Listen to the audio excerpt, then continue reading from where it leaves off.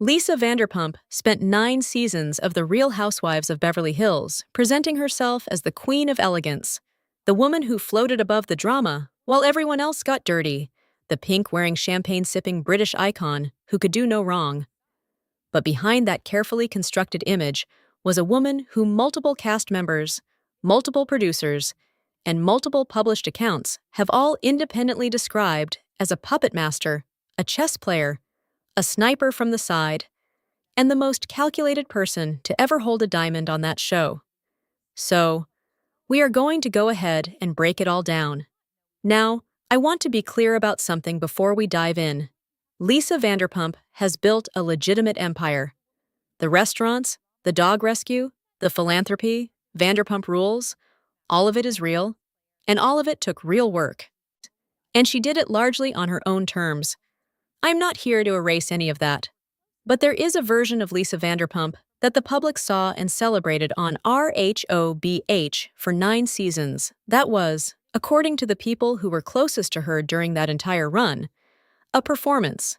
A very, very carefully managed performance. And the receipts that have come out over the years, from cast members, from producers, from published tell-all books, from confessional interviews, all tell the same story. And when multiple people who did not know each other, who had no reason to coordinate, are all telling the same version of events, at some point you have to look at the pattern and call it what it is. Let's start at the very beginning of the pattern, which takes us all the way back to Season 3 of RHOBH in 2012. All this is the season where Adrienne Maloof had a private family secret that had never been made public. She and her then-husband, Paul Nassif, had used a surrogate to conceive their twin boys. This was something Adrienne wanted to protect for her children's sake, particularly because her children themselves did not yet know the full story. That secret ended up getting revealed on camera at a dinner at Sir, Lisa Vanderpump's own restaurant, by cast member Brandi Glanville. And when it was revealed, it caused a legal firestorm. Adrienne and Paul threatened to sue both Brandi and Bravo. The moment was edited out of the aired episode. Adrienne ultimately exited the show. It was a catastrophic moment for multiple people's lives and reputations, and it happened on national television.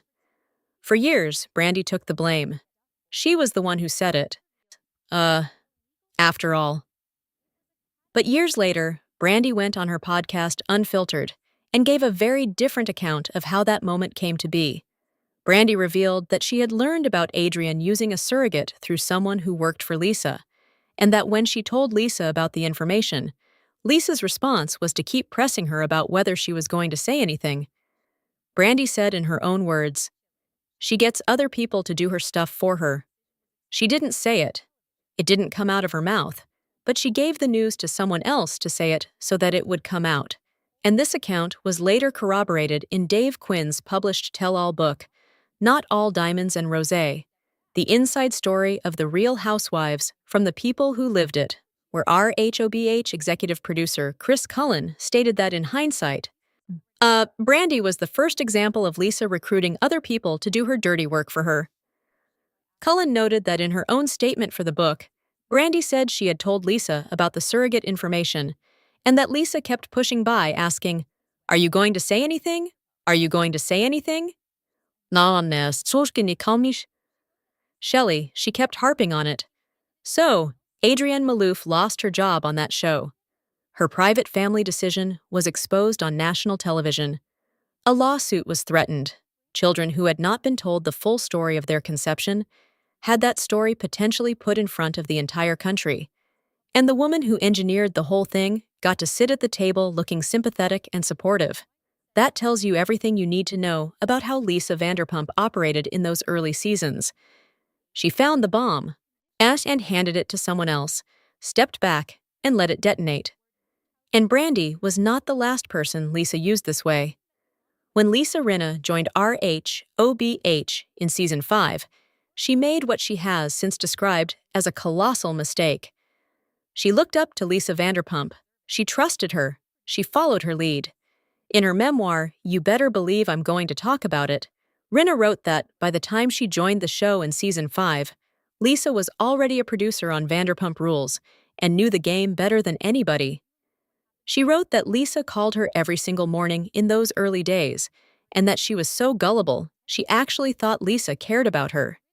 She described herself as being molded like clay into a henchwoman to do Lisa's bidding. Mikan said she was ready and willing to do all of Vanderpump's dirty work.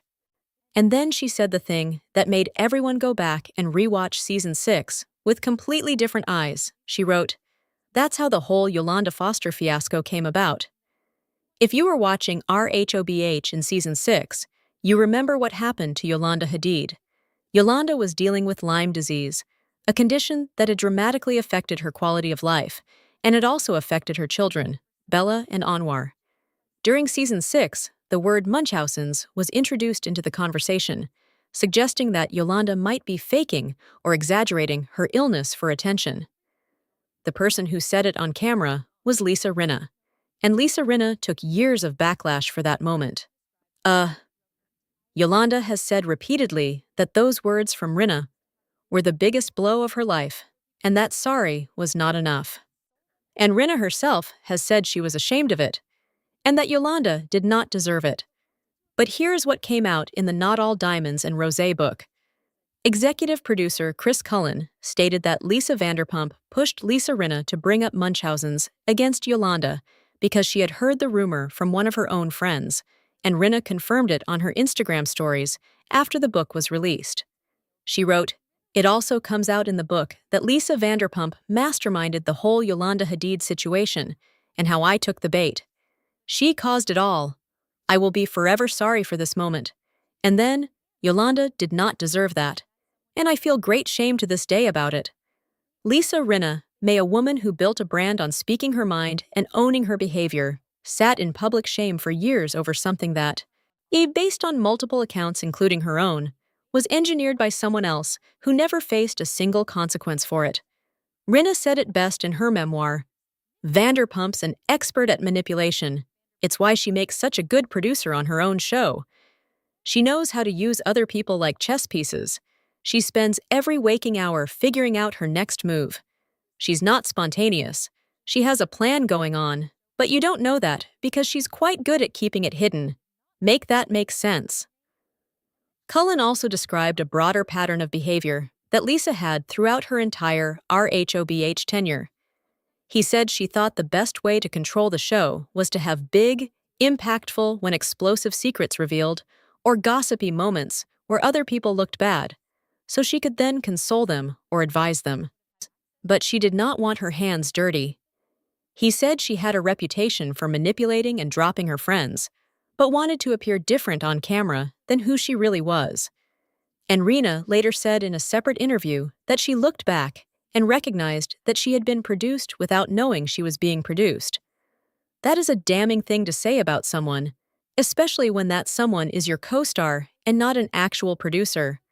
Now, let's talk about Season 9 and Puppygate, because this is the scandal that ended Lisa Vanderpump's time on RHOBH and is still being debated to this day. The basic facts are these. Dorrit Kemsley adopted a dog named Lucy Applejuice from Lisa's Vanderpump Dogs Rescue Center. The dog had behavioral issues, nipped at Dorrit's children, and Dorit made the decision to give the dog to another owner rather than returning it to Vanderpump Dogs. That owner ultimately surrendered the dog to a shelter. Vanderpump Dogs was alerted when Lucy's microchip was scanned, and the rescue retrieved the dog. That should have been the whole story, but then a story appeared on Radar Online, a tabloid with very specific insider details about the drama, painting Lisa as sympathetic and furious about Dorit's irresponsibility. And because the details in that article were so specific, written almost in Lisa's voice, and included information that only Lisa and her team would have had access to, every single cast member came to the conclusion that Lisa was the source. Kyle Richards, who had been Lisa's closest friend on the show for years, confronted her about it. Lisa swore on her children's lives that she did not leak the story. She even brought in a lie detector test to try to clear her name, and then she stopped filming with the rest of the cast, showed up to barely any group events, and ultimately did not attend the Season 9 reunion at all. She then announced her exit from RHOBH in June 2019. And then, 2 years later, the tell-all book arrived. And what did executive producer Chris Cullen say in that book? He said, "When Lisa lost the narrative in the show and she realized that it wasn't going the way she wanted, that's when she leaked the story to the press." Evolution Media president Alex Baskin went even further by claiming that Lisa actually asked a producer to sit the cast down and tell them they needed to believe her when she denied the leak, but was told that was not something production would do. Lisa has maintained her innocence and has pointed to Radar Online's former editorial staff saying she was not their source. But multiple people inside the production of this show, including its executive producer, have said she did it. Both things cannot be true, and the evidence, based on who had access to those specific details and who stood to benefit from the story being framed the way it was framed, points in one direction. What is also telling is that Lisa did not go out in a blaze of glory and face her accusers. Rinna, in her memoir, called Lisa the biggest coward to ever appear on that show. She wrote that once the whole cast really called LVP out, Lisa disappeared halfway through the season and never filmed the show again. Rinna wrote, everybody else would go head-to-head. And that part is true. Every other woman who was ever accused of something on RHOBH, no matter how badly it went, showed up to defend herself. Teresa Giudice showed up after prison. Erika Jayne showed up while facing a $25 million civil lawsuit. Lisa ran, and leaving without facing the music at the reunion is exactly what you do when you know that sitting in that hot seat is going to expose things you cannot explain away. We also have to talk about the moment that Erika Jayne's assessment of Lisa became public knowledge, because that phrase has lived rent-free in this franchise forever. When Erika joined the cast in Season 6, then she was new and observant, and during a conversation with one season cast member Catherine Edwards, Erika warned Catherine about Lisa Vanderpump in very specific terms. She described Lisa as a sniper from the side. That phrase is so precise, it is almost clinical. A sniper from the side does not come at you directly. A sniper from the side stays out of the line of fire, positions themselves at an angle, takes their shot, and by the time you figure out where it came from, they are already gone, looking sympathetic. That is the operating model that multiple independent accounts have described Lisa using season after season on person after person. And Catherine Edwards later confirmed what she witnessed firsthand. She went on the Behind the Velvet Rope podcast and described a dinner scene at Erika's house where she witnessed Lisa receiving a text from production saying the dinner was boring and that something needed to happen. Lisa showed the text to Catherine and then manufactured a confrontation with Erika on the spot about the sniper comment. Catherine described the actual dinner as a pleasant evening where everyone was getting along and said the scene was edited to look completely different from what actually occurred. A one-season cast member witnessed the puppet master working in real time and went on record about it. That is significant because Catherine had nothing to gain and no axes to grind. She was done with the show. She just told the truth about what she saw. Now, let's talk about the Vanderpump Rules dimension of all of this. Not because that is where the other layer of the Lisa Vanderpump story exists. The one thing that is consistently true about Lisa across both RHOBH and Vanderpump Rules is that she operates differently depending on the power dynamic in the room. On RHOBH, she was technically a peer of the other women, which is why the conflict existed. On Vanderpump Rules, she was the boss, the literal employer, the one who controlled people's livelihoods. And Rolling Stone analyzed this distinction beautifully, noting that on VPR, her Machiavellian qualities worked in her favor, because she actually was the executive producer, and she did not have to pretend that the staff were her equals or hide the fact that she was stirring the pot. On RHOBH, she had to hide it, and when the hiding started to fail, she had nowhere to go. And now, when 4 Vanderpump Rules cast members were fired in 2020 following the resurfacing of racist behavior, two of them for reporting a black cast member, Faith Stowers, to the police for a crime she had nothing to do with, and 2 for racist tweets, Lisa's handling of it revealed something important. She stayed silent for 2 weeks while Bravo made its decisions. She said she had to be quiet until decisions were made. And when she finally spoke, she did so in vague, careful language, expressing sadness at the lack of judgment displayed while not naming a single person or making a specific commitment of accountability. Faith Stowers herself told media that no one from the network had personally reached out to get more details of her story. Nobody. They just moved on. And separately, either show's cast composition had been nearly all white across 8 seasons at that point. As something Lisa had the power to address as a producer, and arguably chose not to. When she said in her statement that the show only shows a fraction of the diverse workforce she employs, that was true. But it also raised the question of why that fraction, the friend group chosen for national television year after year, looked the way it did. There is one more piece of this that deserves to be said plainly. Lisa Vanderpump is genuinely talented at what she does. She built an extraordinary brand.